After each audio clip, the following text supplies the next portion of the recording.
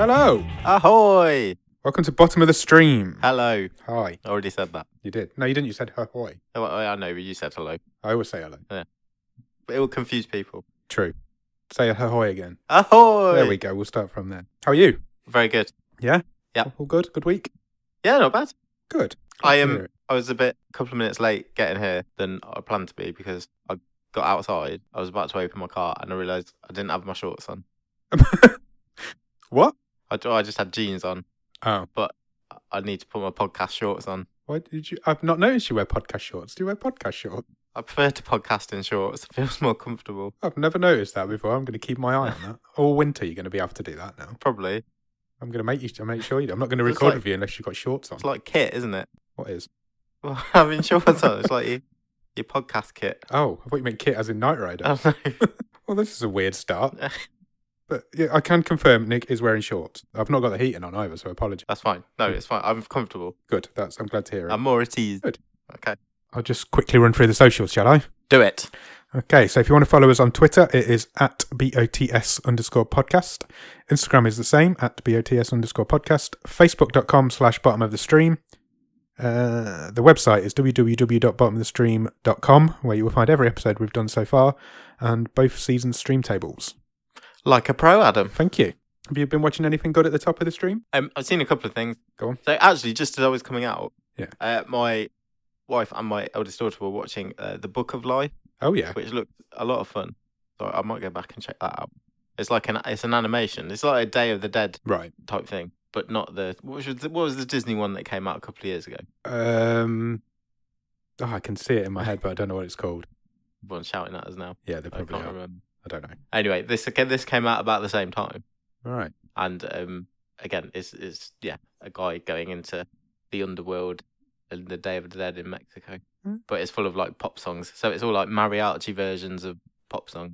Oh, I Like might check that out myself. Mumford and Sons and things like that. I've always been quite interested in the Day of the Dead stuff since playing Grim Fandango on the PC many years ago. Oh yeah, Remember that game? Yeah, it was a a great game. great looking game. That was. It for was its day. beautiful for its day. They remastered it not long ago, and doesn't look as good now. Even Right. remastered, and the control system was rank. I remember it being fiendishly difficult, wasn't it? It was fiendishly difficult. Did you finish it?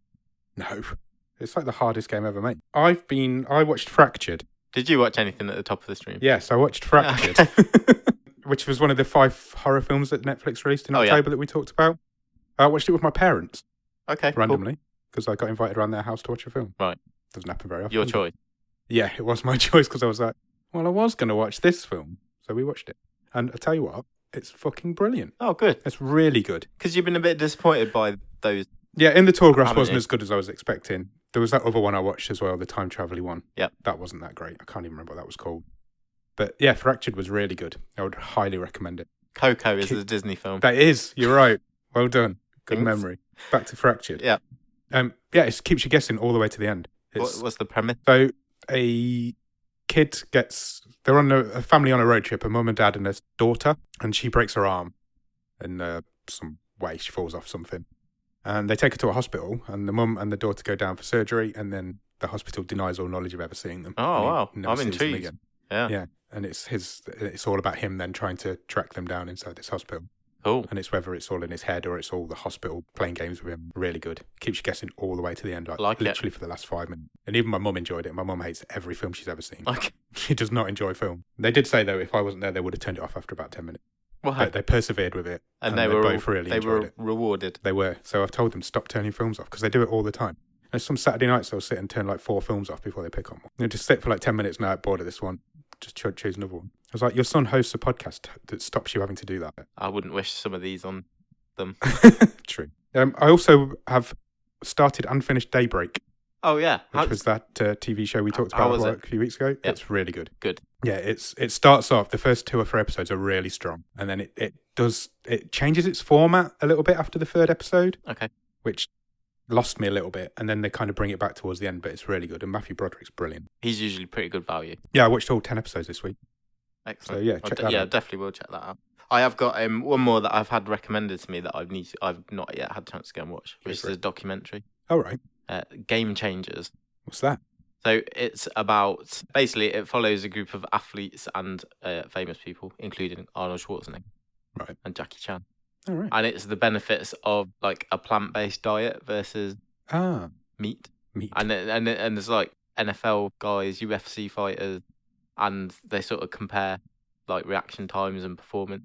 All right. On, depending on what diet. But that's quite interesting, actually. Yeah, I mean, apparently it is very, very interesting. So I'm going to check that out. I'll check that out and report back. Yeah, please do. And we'll see if I fancy that after you've reported back. Anything else?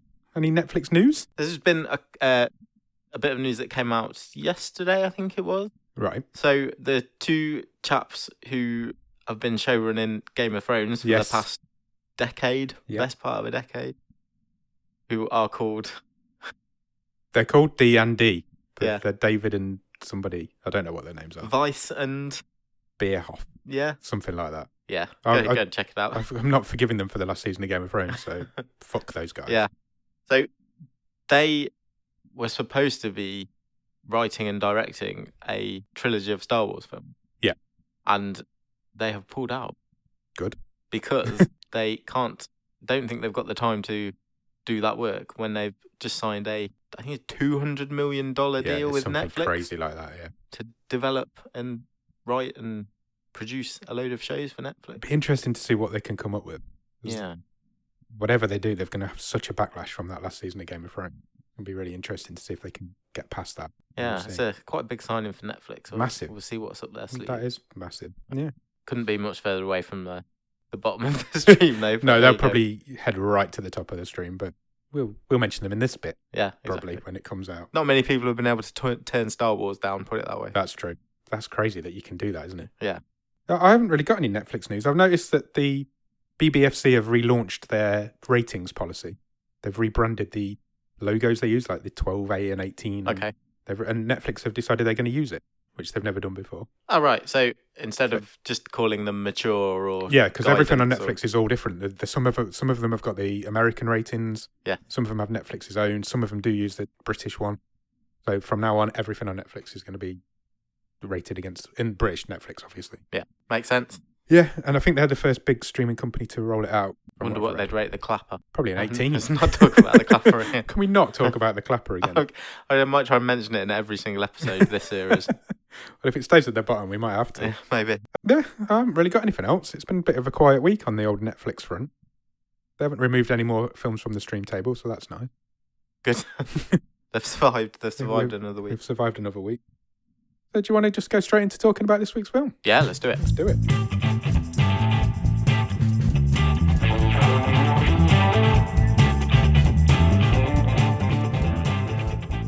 Okay, so what did we watch this week, Nick? We watched Hush.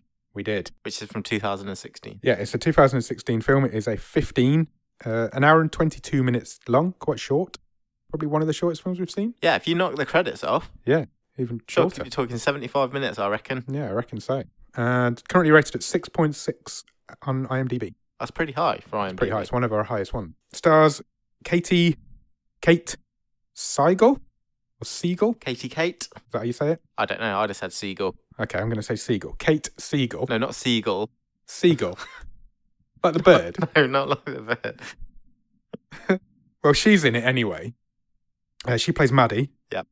And you will know her from, if you're a Netflix fan, from The Haunting of Hill House, which was their big top of the stream TV show last year. Yep. Or last year or earlier this year? Earlier this year. I think it was earlier this year. Yeah. Second series is... Yeah, it must be, because the second series is imminent. Sort of early next year, I think. Yeah, I think it was early this year. She's also in Gerald's Game, which is a really, really good adaptation of a Stephen King story. Yes, we mentioned that in our bonus episode in season 1. Yeah, we did. That was the film that I recommended that you go and see. I think it was, yeah. Did you go and see it? Yes. Genuinely? Not yet. Okay. Do though, because it is no, really I really want to. It is really good. She has got a horror film pedigree. She was also in Ouija, Origin of Evil, which is one of the Ouija films. Okay. I've not seen it. Don't know, but she's in that. She co-wrote this? She did, with her husband. Well. Yes. I don't know what you're trying to get from me. I was going to go with her husband, who is also the director of this film. Okay. And he was also the director of Gerald's Game.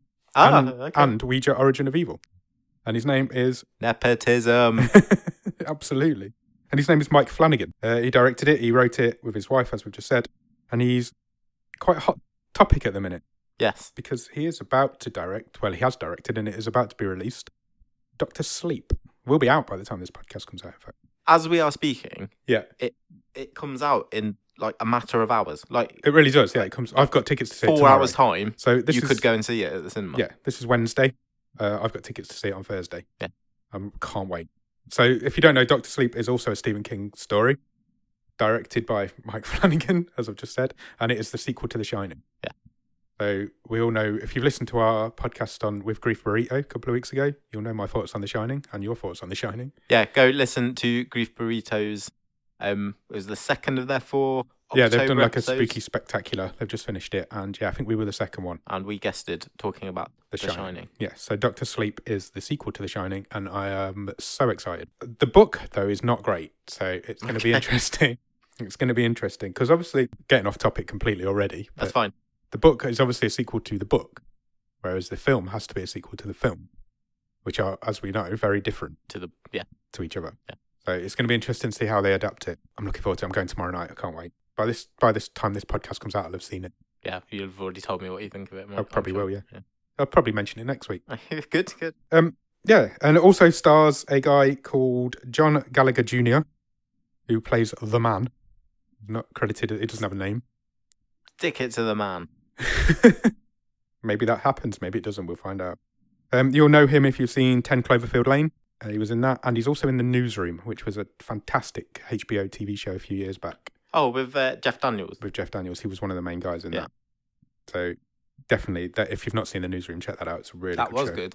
So I kind of completely forgotten that it existed until you just mentioned it. Me too. The first series is one of the best TV series of all time, and then it falls off a cliff in the second series and never really got back. Yeah, and that's the cast and director and writer. Yeah. Stephen King incidentally loves this film. Oh, does he? He did. He sent out a tweet a few years ago when it first came out, and he says that for him it's up there with Halloween. Really?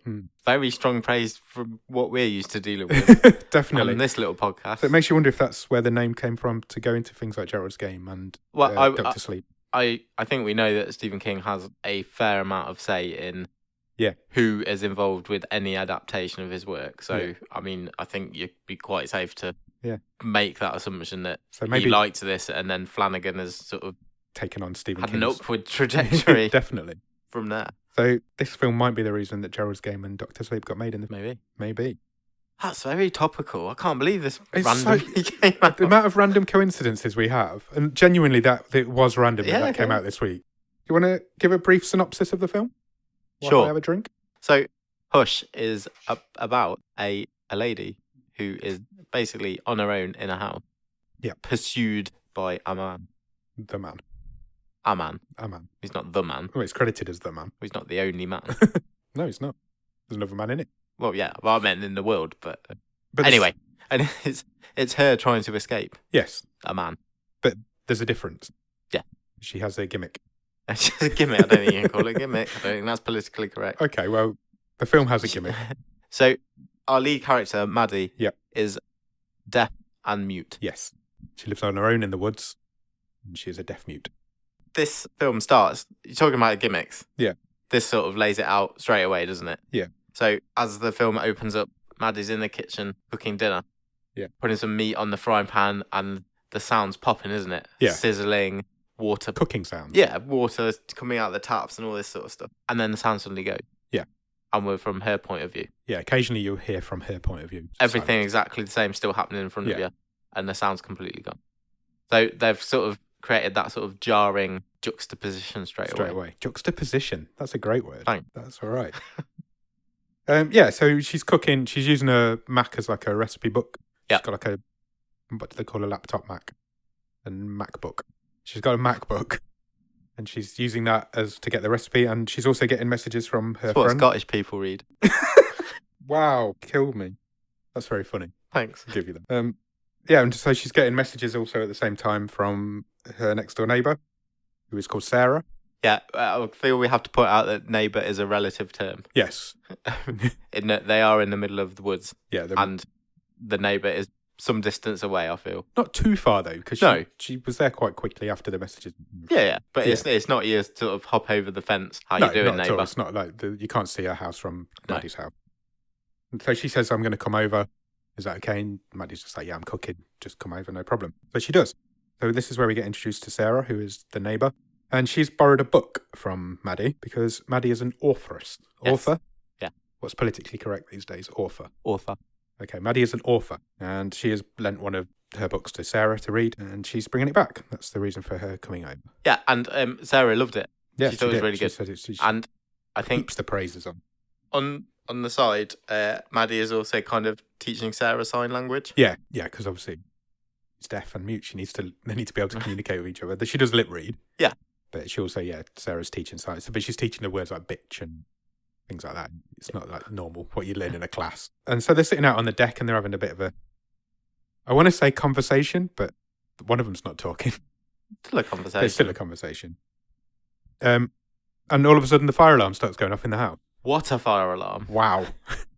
What a fire alarm. It is a full-on, like, blue light. Yeah, flashing lights, obviously, because she can sort of she can rotating bulb, isn't it? Like almost a fire station.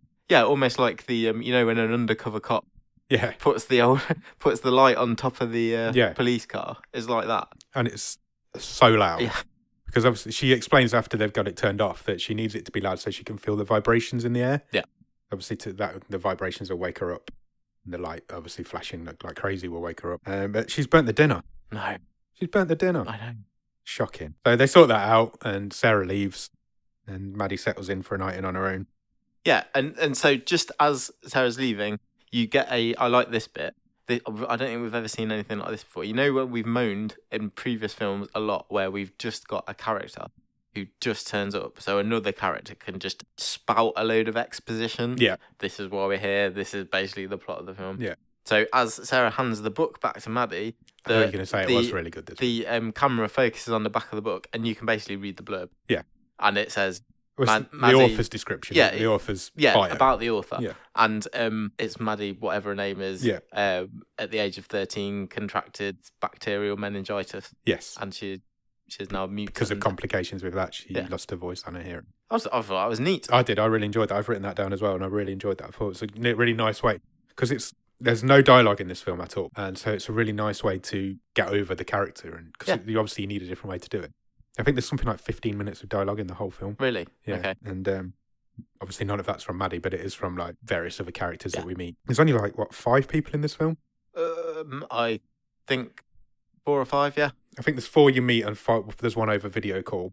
Yes, there is. Yeah, so it would be 5. Yeah. And so obviously they have to do all the explain. And she's basically settled in for a night in on her own, and she's writing her next novel. So yeah, she's written a novel. She's trying to come up with the end. Yeah, which she's written about 7 or 8 different endings for. So she's got 7 endings. 7. And they're all in a different Word document. Yeah. Whatever the Mac version of Word is. equivalent is. And she can't decide which one. Yeah, so she's reading them all through, making lists of which one's the best, which one's the worst. She just can't pick it. Yeah. She just doesn't know how to end this novel. And I like this straight away, because I had a feeling this was foreshadowing what would happen later in the film. Yeah. In that there was several different endings. Possibilities this was going to go. And I quite like that. Yeah, I really like that bit as well. It was clever. And there's a lot of little clever scenes like that in this film. And you will come across a few more, because at the same time as doing this, she has a message from a man who we find later out is an ex-boyfriend. Craig. What are you saying? Craig. I'm English. I'm saying Craig. It's Craig. Yeah. It is Craig. She gets a message saying, thinking of you. So she goes to video call him and then hangs up quite quickly. And then she does the same again. So she basically prank calls him twice. And I like that as well, because that was setting up she's a bit of backstory there as well. She was like, she didn't want to speak to this guy, but she was also, there's a part of her that did. Yeah. And it was also the reason why she moved her phone away from her, because he called her back. Yeah, he called her back and she freaked out. Yeah. So she left the phone on the kitchen side. Yeah, and went sat back on the sofa. Yeah, she cleaned the kitchen up a bit, didn't she? And then sat back down on the sofa. It's during the cleaning of the kitchen where some shit starts to go down. Because I thought this bit fantastic. Yeah, it was great. It was one of the greatest scenes.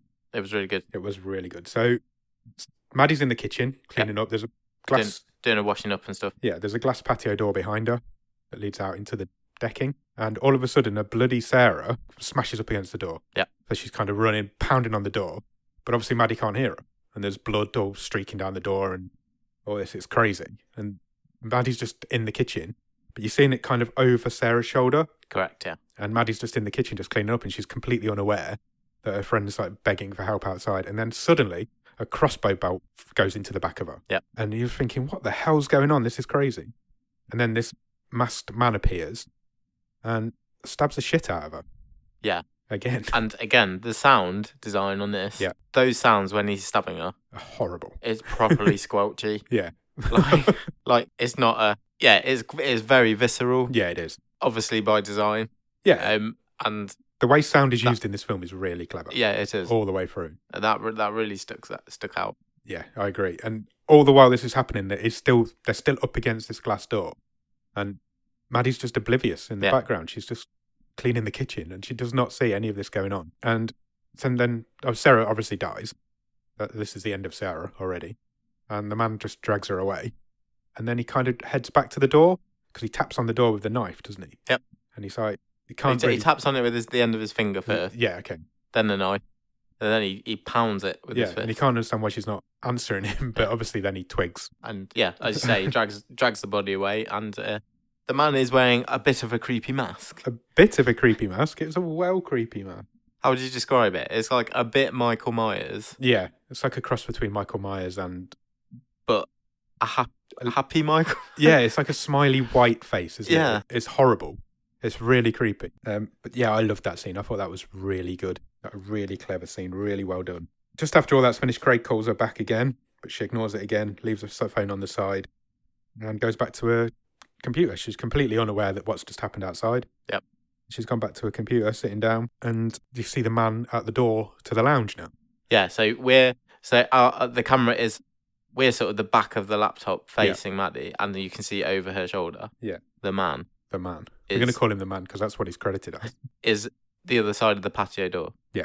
Which he slides open. Yeah. And steps inside the house. See, this is the only bit I didn't really get at this point, because if she's in tune with the vibrations of the fire alarm, surely she can feel that the door's been opened. So but you have to kind of forgive it that, I suppose. Yeah, you do. I mean, to get in. I have no idea what it's like to be deaf. No, not me. So there's a few bits later on where she does use sort of vibrations to hear things. And if he was, because at one point he was properly pounding on the glass door. Yeah. So I don't know. You have to kind of forgive it that, I suppose. Yeah, you have to, yeah. It wasn't long after this that she put a coat on because she was cold. Yeah. So I figure she kind of would have noticed that door's open, I think. But I'm forgiving it that. So he lets himself in behind her. And she's on the phone at this point, isn't she? She's talking to... her friend Max. Is it friend or sister? Not sure. I got the impression they were sisters, but it might be friend. But so they're doing FaceTime. Might have been a sister from another mister. Could have been. Who knows? Who knows? But yeah, they're kind of they're FaceTiming because obviously Sarah can't talk on the phone, so they're signing. Yeah. And the man comes in behind and takes the phone off the counter and leaves again. And Max catches a glimpse of something through the camera. Yeah, she says, "Oh, I saw something move behind you." What was that? I saw something move behind you. And Maddie just thinks, "Oh, it must be the cat." Yeah. She just blames the cat, and it's really creepy because you know he's in the house with her. Yeah. But then he heads back outside. And she's going around. She's then going around opening all the doors, and because she's trying to find this cat. Yeah. And she's shaking the food bowl, and yeah. So it's a big house, and there's a lot of glass doors. So it's an open plan. It's an open plan downstairs. Floor. Yeah. So there's glass, screen doors, patio doors, whatever you want to call Windows, everything, all the way around. All the way around the bottom floor. Yeah, and so cat doesn't come in. The cat doesn't come in, and she gets a picture message, doesn't she? Yeah. So she sits back down to carry on her writing. And obviously her phone and her laptop are connected because they're Apple. And she gets a picture message from the phone to the laptop of herself. From her phone. So it says Maddie's phone. So this was quite neat use. Me gonna sound like an old man who doesn't know what he's talking about here. I thought this was quite neat use of technology. Yeah, it wasn't clever. It wasn't lazy. No. To use your phone and your tech like this. It was actually used suspensefully. Yeah, and she'd been using it like that as well. She'd flick between the phone and the laptop for different various things. So to have and that visual to see your own phone's messaging you on your computer. Yeah, that was good. I like that. It was good. And then when she creepy. opened the image, it was just a picture of her sitting where she's sitting now. Yeah. And then there was a few more of her walking around the house, opening the doors and stuff. Yeah. And then the very last one is her looking at the picture of herself. Yeah.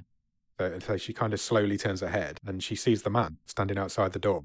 She races to every other door and window in the house. They kind of race round the house. Round the house. So he's outside, she's inside. She gets to from everyone door first. to door to door. Yeah, she gets to everyone first and manages to keep him outside. Yeah.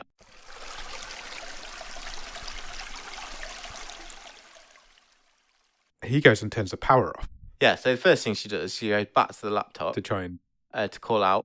Yeah, she tries to call the police, doesn't she? Yeah. And just as it's about to connect, the man throws the switch and the power goes off. So obviously her internet goes off. Yeah, and then he appears back at one of the windows. Yeah. And he scrapes the knife along the glass. Oh, yeah, that was horrible. Again, a horrible sound. Horrible sound. And, yeah, basically leaves blood on the window. And then he slashes the car tyres. Yeah. So her car's parked outside. So she can't get anywhere. She can't get anywhere. She can't get out of the house because he's outside. And if she could get out, she can't get anywhere anyway. It's a really good start of a slasher film, isn't it? This is right up there. As a first 15 minute. Yeah. I thought it was great. Yeah, I agree. I don't think we've seen much better for the first 15 minutes of the film. You know, as a setup. Yeah. It's right up there. I'm all in. Yeah, me too. So he's outside, she's inside, glass door between them. So she writes on one of the doors, won't tell, didn't see face, boyfriend coming home. So she's basically saying, if you leave now, I'm not going to do anything. Yep. Please leave me alone. And he walks up to the window, he reads that, and they're kind of staring at each other through the glass, aren't they, at this point? And he just slowly lifts the mask off his face. So good. And then does he write in the window? Or No, he's talking, just talks, isn't he? And she can reads lip reads him, and he just says, now you've seen. Yeah. Oh, so good. And he I says, really enjoyed that bit. And he says, I'll come in when I want to come in. Yeah, he says, basically. I won't come in until you're begging for your life or something, doesn't he? When you're at your most scared. Yeah. And he also says that he knows that she lives alone.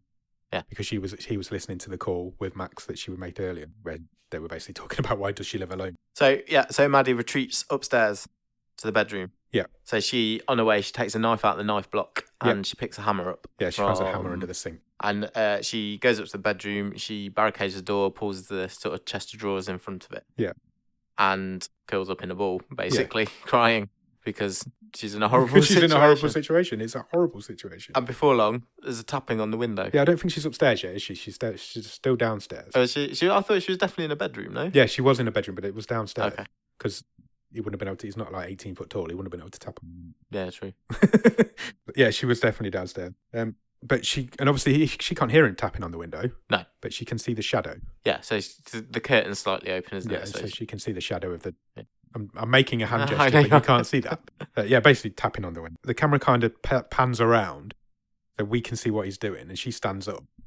And you get this reveal of him, but he's actually using Sarah to tap on the window. Yeah. So he's got her body. So he's gone full Weekend at Bernie's with the body, and he's using her hand to knock on the window. Really creepy. So Maddie gets the fuck out of there. Yeah. Yeah, she tries to set the alarm off on the car, doesn't she? So she gets back to the kitchen. She does next, yeah. Yeah. And she's got the key fob to her car. I'm doing hand gestures again. And she's pressing the button, desperately trying to set the alarm off on the car because that'll attract people and also attract him to where she wants him to be so she can see where he is. But bloody car won't go off. Alarm won't through go the off house. on the car. She's too far away. So she gets out. She goes outside. Well, no, she doesn't properly. So she kind of opens the door and kind of leans out. Leans out as far as she can. And eventually she does get the alarm off. Get the alarm off? She sets the alarm off on the car and quickly shoots back inside the house and locks the door again. Yeah. And he kind of darts round to the front. She legs it back to the bedroom. Yeah. And opens the window. Yeah. And she's trying to get something out of... So Sarah's dead body is laying in front of the window. Yeah, it's on top of like a water tank or something. Something like an outside storage box type. And but she's trying not to get out all the way. But she's trying to get something out of Sarah's jeans pocket. And she hasn't managed to retrieve whatever it is by the time the man has gets back, switched the car alarm off, and run back round. Yeah, he smashes the window, doesn't he, and pulls the cables out. Back round the other side of the house. Yeah. And he makes a grab for her. Yeah. Because she's halfway out the window. Yeah. And she thwacks him in the arm with the hammer. She jabs him with the pointy end. Yeah. She kind of stabs him with the hammer. Yeah. It's one of those arrows with a pointy... hammers? It's got one of those hammers. It's one of those hammers with a pointy end on. And she jabs that into his wrist. A claw hammer. A claw hammer. Is that what they're called? I think so. Oh, cool. And she jabs that into his wrist and stabs him. So he kind of freaks out and runs away at that point as well, and goes and straps himself up. He gets some tape from somewhere, doesn't he? And he kind of he makes a bandage from Sarah's shirt. Oh, okay, yeah. I thought he used tape. Maybe I'm imagining things. No, he definitely puts her shirt. Yeah. And he realises what she was looking for in Sarah's pocket. I wondered what she was doing, and I didn't get what she was going for either. Which was Sarah's phone. She was trying to get Sarah's phone. So he gets that. And he smashes it. Yeah. And at this point, I'm thinking, we should have kept that mask on. Because I was going to ask you about that later on.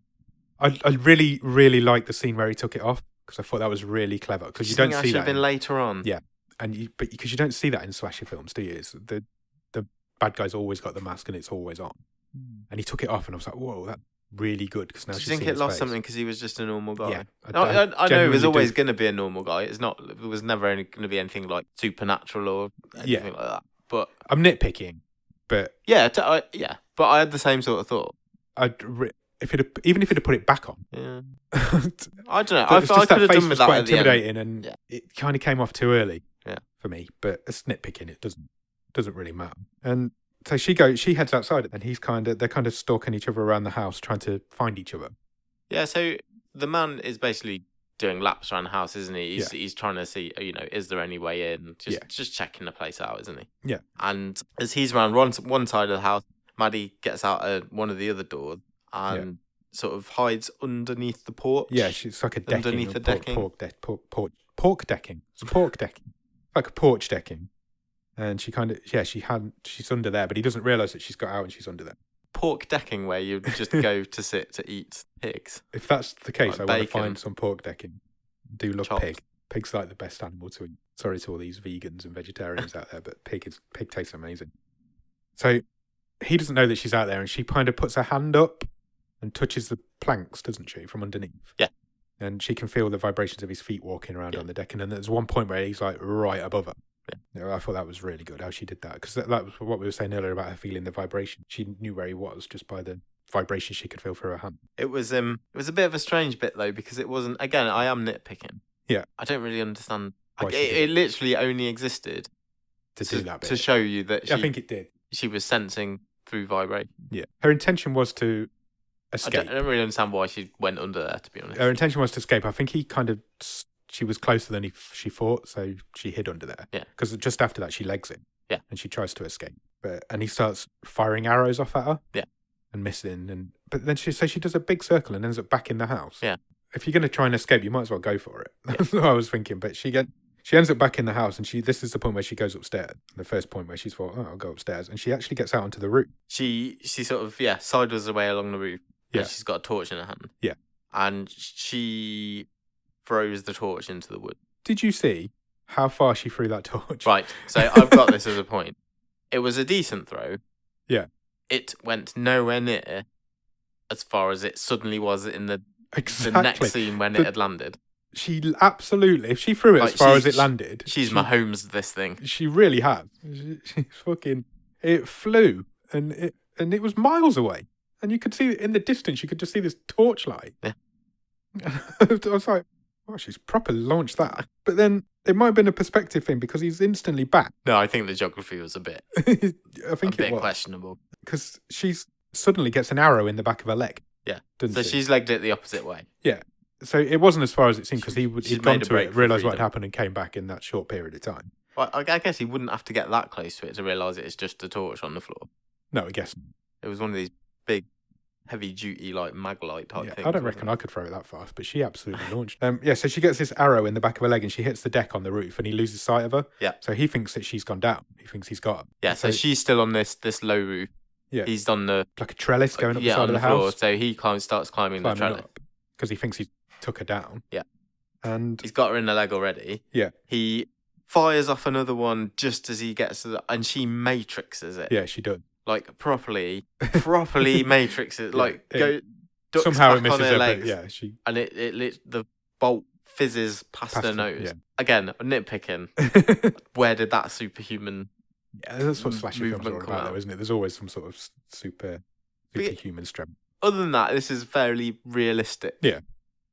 And that's what gets it some of its points for me. It is pretty grounded. It doesn't get too stupid. Yeah, but as he gets to the roof, she's kind of waiting for him. Yeah, she sort of pounces up. She pounces on him. She grabs the crossbow off him and pushes him off the roof. And he goes flying, hits the deck. And she manages to get back inside and locks herself in. Just. Because she's limping along. Yeah, and he manages to get back up. And she just manages to shut the window. So now she's locked inside with the crossbow. And she's one side of the glass. He's the other side of the glass. And they're kind of staring at each other. I was like, the crossbow would go through the glass. Yeah. If you shot it. And she didn't know how to load it. And she didn't know how to load it, which is evident later on. But at that point, I was like, why don't you just shoot him through the glass? So she kind of heads to the bathroom then at that point, doesn't she? Because she needs to sort of leg out because her leg's all messed up. Yeah, so she sort of patches herself up. Yeah. And cleans the wound. And she examines the crossbow a little bit, gives that a look over. I've suddenly got flashbacks to What Keeps You Alive. Yeah, exactly the same. It's the same scene.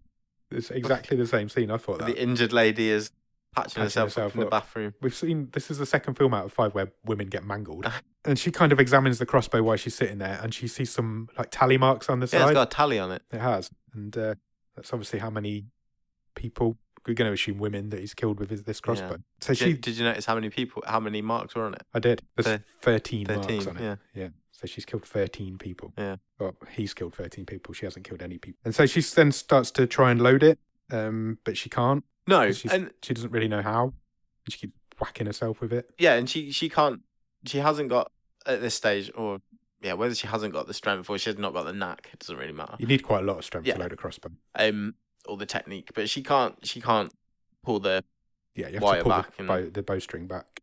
Again, I quite like the realism there. Cause most normally in a film like this, I think that's what would happen if I suddenly had to try and load a crossbow, heavy duty thing like that. Yeah, it wasn't suddenly a revenge thing where I've got the crossbow now. I've been shot in the leg, but I've got a crossbow. I'm going to tool up and most slasher films like this would be the case. Yeah. But I really like the fact that she just couldn't do it, and there's loads of scenes now going forward of her failing to load this crossbow. It happens about 4 or 5 times. And she's persistent because she must be trying to load it for a long time. Yeah. Because all the way through this next couple of scenes, she's still inside doing that. Yeah. So someone else turns up. Yeah, a man starts knocking on the door. And not the man, a different man. A different man. This one's got a name. This John. One's called John. And he is Sarah's boyfriend. Yeah. This I really liked as well because they set up earlier that Maddie's boyfriend was on the scene. Sarah? No, Maddie's boyfriend. Oh, right. They set up earlier because he was calling her and trying to get hold of her. So that makes you think, well, at some point he's going to turn up and he's going to be the guy that saves the day. And then Sarah's boyfriend turns up. Which I like that. It was a nice little... But they'd also mentioned, Sarah said, I've got to get back.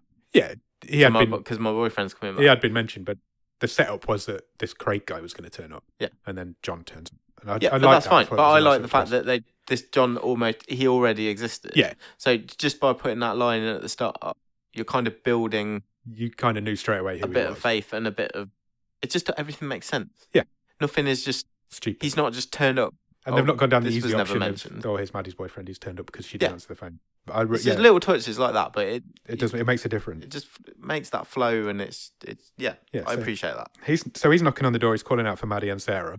He basically doesn't know where Sarah is. That's all he's come around. But obviously Maddie can't hear that. She's deaf. Because she's still deaf. Trying to load the crossbow. And she's still deaf. She's deaf. But the man can, the bad man. And so he comes round the side of the house with a torch and he pretends to be a cop. Yeah. Who's been assaulted. Yeah, so he's like... Hence he's lost his badge and his gun. And I thought it was really clever. It was a really nice... To start with, it unravelled pretty quickly. It did unravel pretty quickly, but it was a nice, when he first did it, I was like, oh, that's really good. I like that. That's clever. Because then now he comes bursting around the corner. He's like, get down. Yeah, who are you? What's going on? Yeah. As cops Have you got ID? Yeah, so he gets John's ID and that's how we find out his name. And they have a conversation and it, like you said, it does kind of unravel quite quickly. I can't remember what happens. So obviously John's suspicious anyway. Yeah. And he starts to think, well... Why you not got a uniform on? Yeah. Where's your car? And you're saying you're here because someone's called it in. Yeah. But where's your car? Maddie can't call it in. She can't. Why are you dressed like that? Why are you... Yeah. You know... And the man says something specifically that puts John off. He says something like, oh, maybe Maddie called it in. Yes. And but John's like, well, Maddie can't have called it in. She's deaf and mute. So that's not that true. And then he says, or maybe your girlfriend called it in, doesn't it? I can't remember how it comes about, but John twigs almost straight away, that this isn't real. And he grabs a rock. He's pretty stacked, isn't he? He's massive. He is a huge guy. He's a jock. He's well built. Yeah. And he says to the man, oh, if we need to get in, pretty sure there's a spare front door key under that plant pot. Yeah. Which is obviously a room. Yeah.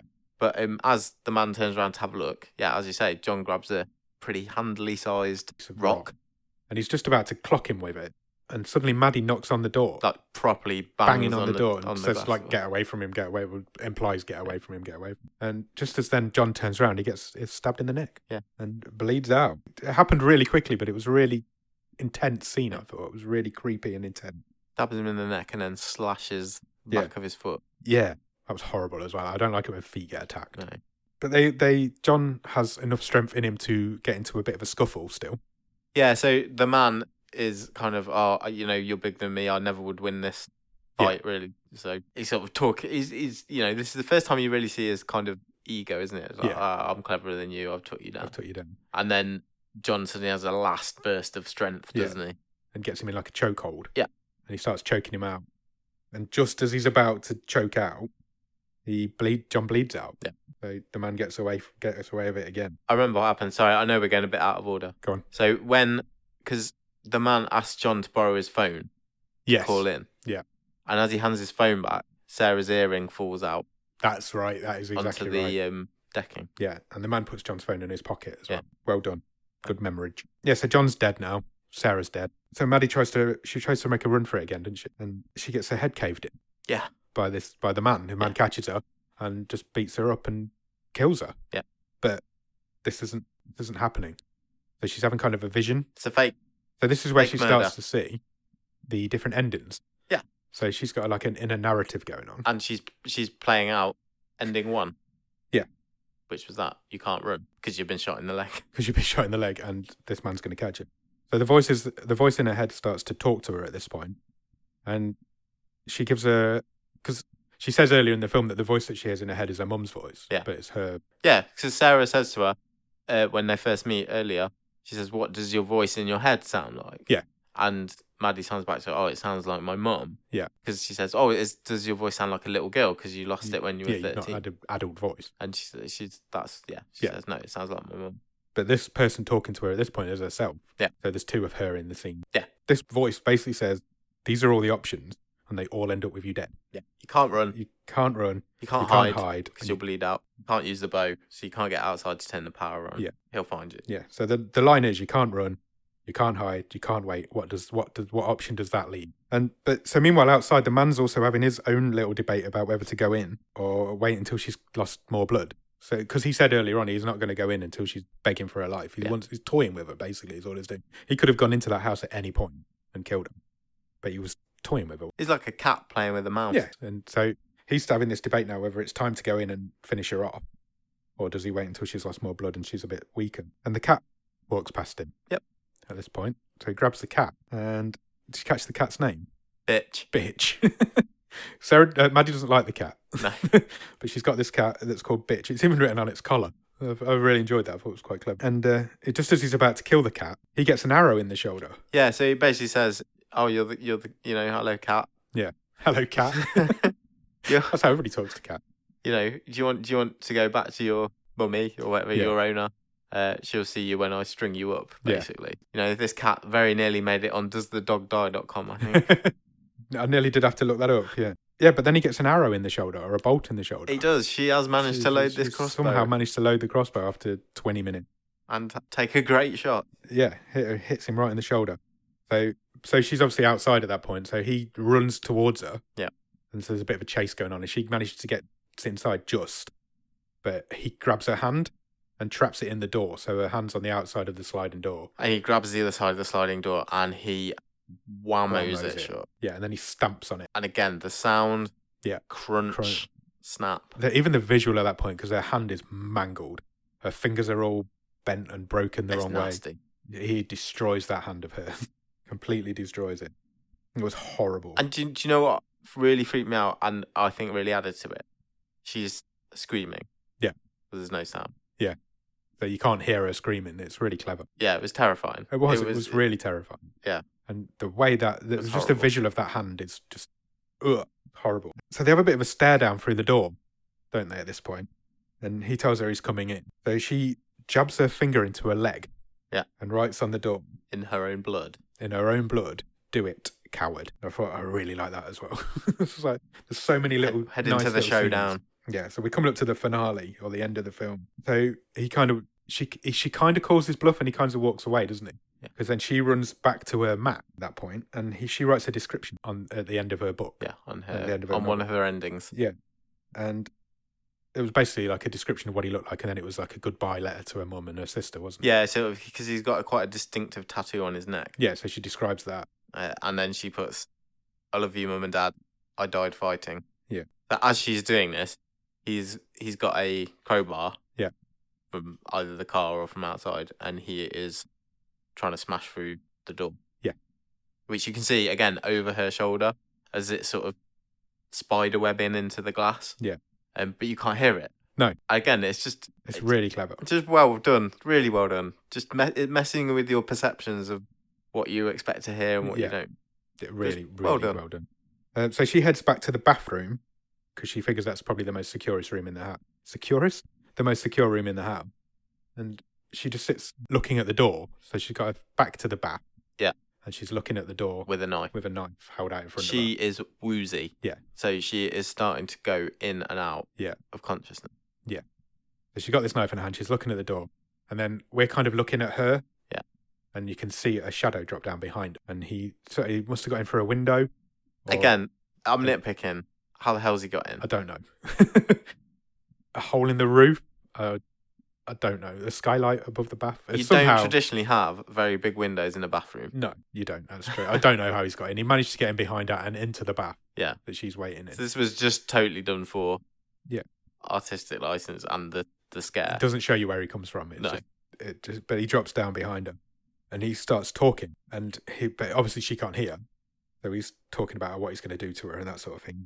He is, yeah. And he breathes. Does he laugh or he breathes out or something? Basically, he finishes his sentence, and whether he laughs or he exhales. Yeah, and she feels it on the back of her neck. His breath on the back of her neck. And so then you get this slow motion shot of her turning the knife around in her hand. Again, it's a bit Matrixy, isn't it? Very Matrixy. So he's mid swing to stab her. Yeah. From behind, and she kind of flips the knife around. No, there's a knife throwing move, so she's suddenly got the hilt, but the blade's facing backwards, and she spins and jabs him in the side of the leg with it. Yeah. So he screams right in the thigh. Yeah. Going for that femoral artery. Yeah. So he screams out at that point. She runs and heads to the kitchen, but when she gets there, she's kind of done. She collapses. She passes out in the kitchen. So the next thing you see is his face kind of looming over her. Very slowly, because he's got this massive knife in his leg. Yeah. Is sort of heading down the stairs into the kitchen. Yeah. And he puts his face right up close to her. And she sprays him in the face with something.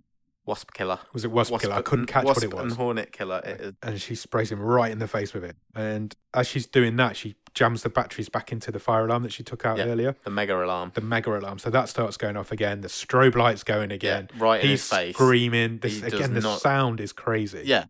So we've gone from all this silence. To all of a sudden, suddenly, it's a crescendo of noise. Yeah, he's screaming. Like you say, this Uber alarm's going off. He doesn't know. Strobe lights flashing in his face, and he hasn't got a clue what's going on because he's losing blood as well now. It's crazy, and they end up having a bit of a scuffle on the floor. Yeah, and he chokes her. He's got his hands around her throat. So they're both injured, but the man is obviously he's still in a much better way. Yeah, because he's not been losing blood for as long. No, and like as we say, Maddie's been on the verge of passing out for the last few minutes. Quite a while now, and he's got his hands around her throat, and you can see on the floor there's a corkscrew. Yeah, but it's just out of her reach, so she can't reach it. There's this scuffle going on, and just as she's literally on her last breath. So again, the sound changes, doesn't it? Yeah. So he's choking her, and you can hear her heartbeat. Yeah. And it's racing because she's in this horrible situation, and it starts to slow down. Yeah. Slow down. Right down. Slow right down. As her life is literally flashing before her eyes. You get images of her as a kid, and then as a teenager, and things like that happening. And you think that really happened? I don't know. That's the rumor. Yeah. I don't ever want to find out. No, me neither. Anyway. I'm sure we will one day. That's a bit morbid. It's inevitable. Anyway, so she manages to just grasp the corkscrew. She grabs hold of the corkscrew at the very last second and jabs it into his neck. Through his neck, pretty much, doesn't it? It goes right through. And she yanks it back out. Yeah. pulls all this gristle out with it. Blood is pissing everywhere. Everywhere. And he goes down. He's done. He's got him. And that's kind of the end of the film. She gets her phone back at that point because that's in his pocket still. Yeah, so she managed to reach over because they're lying next to each other. Yeah. Gets her phone out of his pocket. Dials 911. And then she passes out again. But then in the next scene, she's up and again. She's up and again. She's up and about again. And she goes... It's kind of first light, isn't it? Starting to break through a little bit. Yeah, and she kind of heads out onto the deck and sits down on the step. Is that your stomach? Yeah. I don't know if I have... Are you hungry? Yeah, no, not really. I'll give you some food if you want. It's fine. I've already given you some food. You want some food before you even walked in the door? Yeah. She kind of heads out onto the deck and she sits down as you can see these blue flashing lights and sirens going off in the distance as the police are coming up towards her. A cat comes and sits next to her. Yeah, and then this little smile breaks out on her face and you film it. Yeah. That's the end. What did you think? I loved it. It was right on my street. It's exactly what I want from one of these films. It's really weird. It's like these good old-fashioned slasher films, like you've got the Halloween films and the Friday the 13th films and those sort of things. It's right up there with that sort of style, but it isn't a slasher film. There's a slasher guy in it, but there's only 2 deaths in the whole film. Yeah. And it's really, really clever. I thought it was a really nice take on a slasher film, modern-day slasher. Do you know I liked it? No. I liked it. Tell me. I liked it because I didn't think it was that clever. So the gimmick was the whole death thing was clever. That's what I mean. Yeah, it was like it was a slasher film with an extra gimmick, it wasn't too clever. It knew what it was. Yeah, and it stuck to it and religiously. Yeah, exactly. And it executed that gimmick, the death gimmick, and the sounds really well.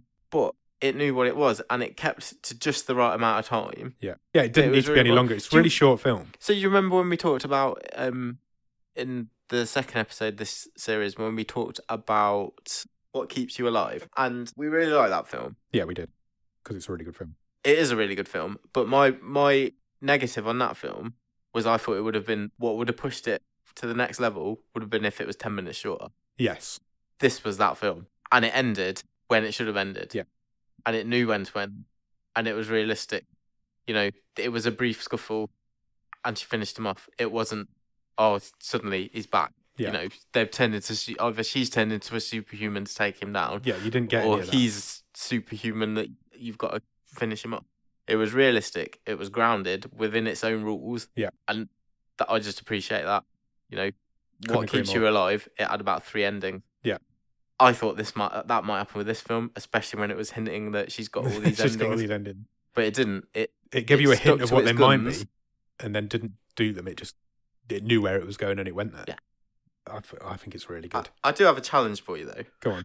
You know, we're on this like side quest to find one of our side quests, or we always want to find hidden gems. Yeah. We've not really seen a good horror film yet. No, this was what we were saying, weren't it? We want to find a really good horror film. Is this a horror film? Yeah. I genuinely think this is a horror film. I think it is. Because it's still more thrillery, isn't it? It is a thriller, but there are people out there who will be scared of this film. Yeah. And it didn't scare me, but it's going to take a lot. I've seen a lot of horror films and a lot of films like this. Why I like this as well, it wasn't a jump. I don't think was there even a jump scare in it? No. I can't recall. I don't think so. It was all about... didn't need to rely on jump scares. No, it was about the atmosphere and it was about the tension. And the sound design is exquisite. You cannot get over to you how good the sound is all the way through, from the very first scene to the very last. And you can hear the sirens coming off in the film. She obviously can't hear them. She can just see the trees starting to light up. Oh, I loved it. I thought it was such a really well-made film. Yeah, it was very good. If this is a sign of what Dr. Sleep's going to be, I'm really excited for tomorrow. We've not really mentioned it either, but all the performances in this were really good. Yeah, they were. The guy who played the man was really intimidating, and if you look at him in things like The Newsroom, he isn't a big guy. He's not an intimidating guy. Yeah, I thought he was really good. Even Big John, who was only in it for sort of 3 or 4 minutes, it was really good. There's literally 4 people and 1 person on a video call in the whole film.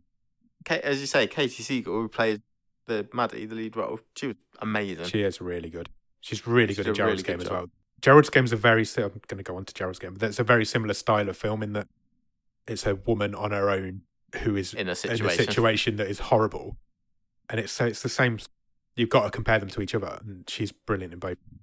Really good in both. Can't say enough good things about this. I really enjoyed it. It's one of the best things we've seen over both series, I would say. Before we get onto the stream table, do you want to do the trivia section? Yeah, sure. Do you want to go first or shall I go first? Who went first last week? Can't remember. Me neither. I'll go first. Go on. What? I was going to say, I think we've probably both got the same question. Oh, it's not But happened see. yet. So No, we'll see. Can you tell me what was the make of Maddie's car Oh, no, we haven't both got the same question. Okay.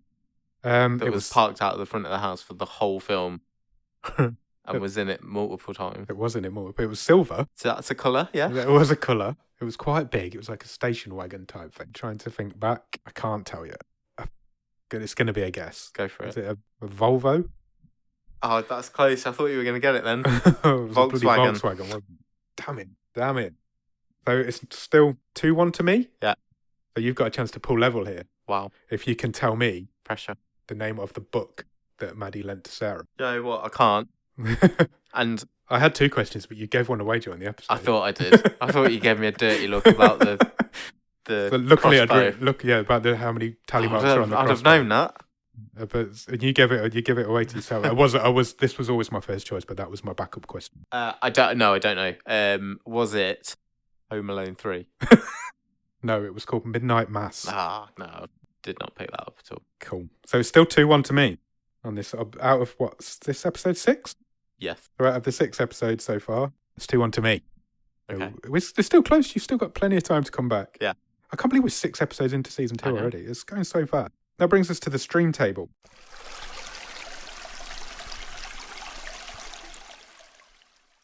So this needs to be put in. Shall I run through down what we've got? Yep. Run through down. Go Run for through it. down what I've got. So bottom of the stream so far is The Clapper, number 5. Yep. Then Emo the Musical. Right. Then Michael Inside. Then Handsome and Netflix Mystery Movies at number 2. And currently What Keeps You Alive is at number 1. So we need to now place into that table Hush.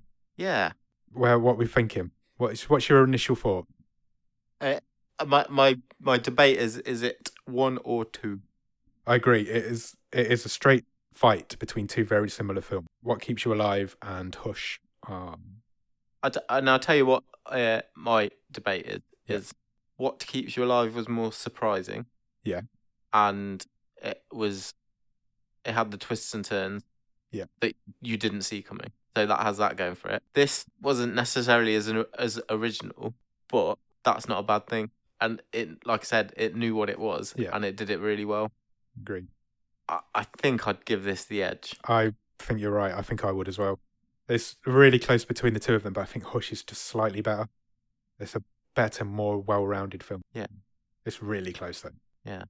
I'd go with that. So we've got a new number 1. Yeah. Excellent. So Hush goes in at number 1, pushes What Keeps You Alive to number 2. But they're both really good films. If you've not seen either of them, go and watch them. Both of them would have been right up there In season 1 as well. with the season 1. They I would say They really would. They would have been like 3rd or 4th probably. they would have been up there. Yeah. Excellent. So do you want to pick next week's film? Yeah. Let's do it. Okay, let me find the app. Before I press the button, Yeah. just please remember that you have a wild card.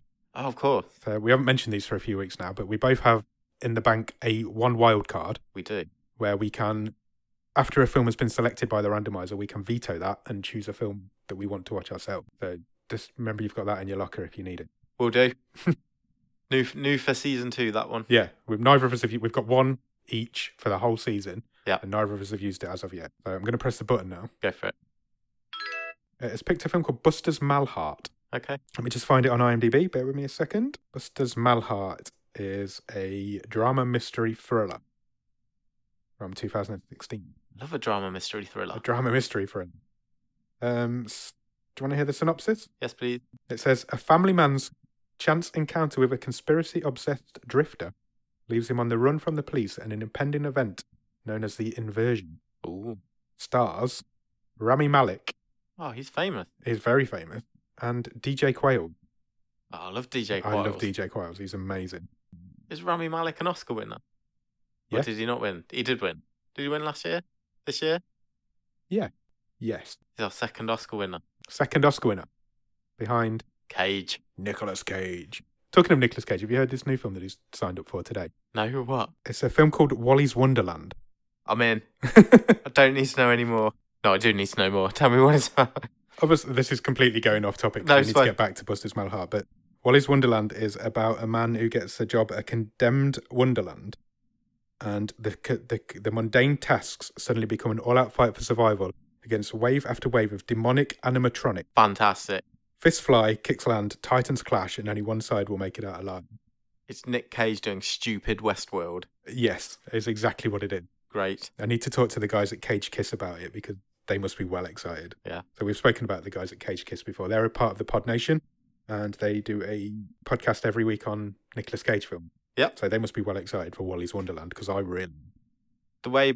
It doesn't have a date yet of when it's coming out. No, it's well, the number of films Nicolas Cage makes, they're not running out of material anytime soon. No, they are certainly not. Anyway, back to the topic in hand. Buster's Malheart. Do you want to watch the trailer? Yes, please. Jonah, I need to see you in my office. In a minute.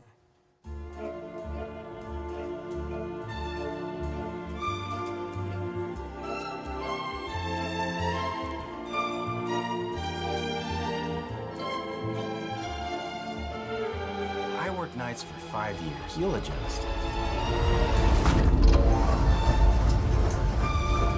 When the great inversion occurs, the spin of the universe will be reversed upon itself, creating a new Big Bang. I'm the prophet of the second inversion.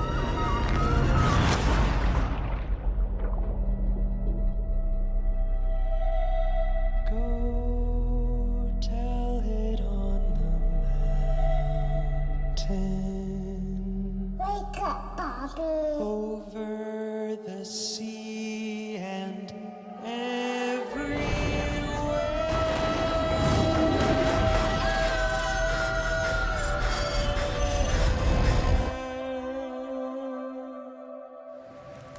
The inversion is coming. Go tell it on the mountain. That looks interesting. Looks trippy. I'm looking forward to that one. I just make sure there's enough pages left in my notebook. Get a new one. Treat yourself. Yeah, I may have to. Cool, yeah, go out and watch Buster's Malheart by this time next week, and we'll be back then to talk about it. Sure will. Cheers. Bye. Bye.